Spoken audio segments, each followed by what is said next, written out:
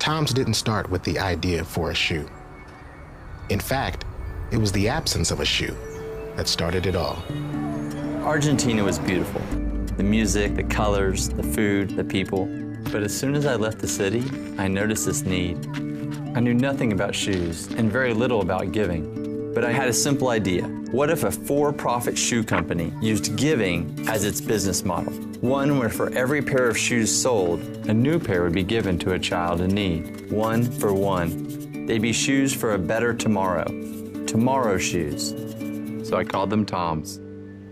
I remember boxing some of the first TOMS at Blake's apartment. We sold 10,000 pairs that first summer, so we gave away 10,000 pairs.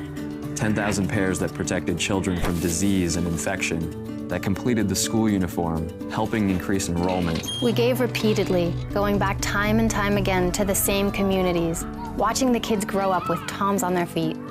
10,000 became 1 million, 2 million. A spontaneous response to a simple need had evolved into something much bigger than we had expected. We were learning to give by giving, and we were getting some of it wrong. The criticism made us take a closer look at what we were doing, and this led us to a realization. One for One wasn't a corporate policy, it was a movement. We weren't a shoe company at all. We were a giving company, and this changed everything.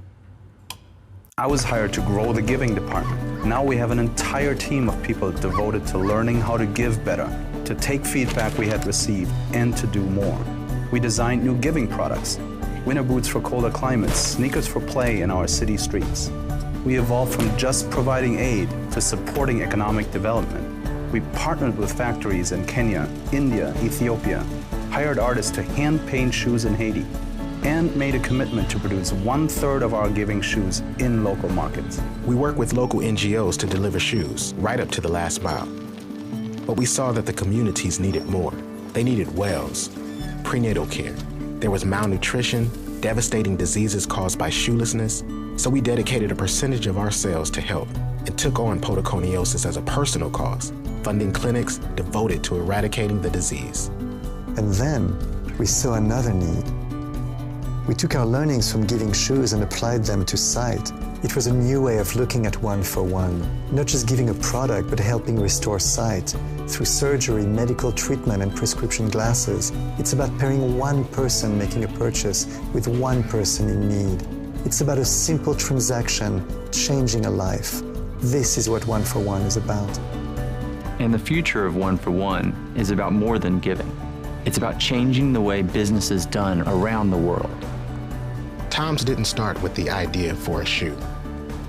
In fact, it was the absence of a shoe that started it all.